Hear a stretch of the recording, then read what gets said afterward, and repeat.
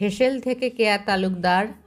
আজকের আমার বৈশাখী আয়োজনে বাড়িতে কিছু খাবার রান্না করেছি, বাঙালি খাবার। তার সাথে আছে কিছু ভর্তা, যেমন আছে শিলবিলাতি আলুর ভর্তা, তারপর আছে টাকি মাছের ভর্তা, কাচকি শুটকির ভর্তা, তারপর আছে পান্তা ভাত, তারপর আছে হলো পাটা শাক।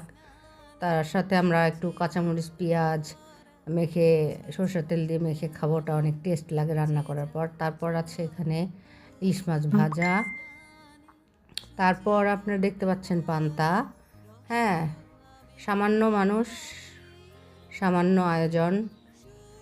হ্যাঁ, দুজন মানুষ আমরা, আমার ভাগ্নি সব রান্না করেছে সব।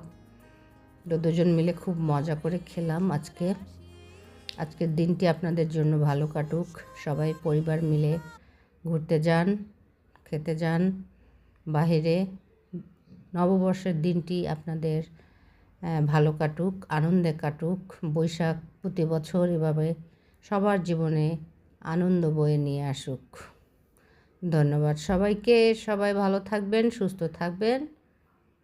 খোদা হাফেজ।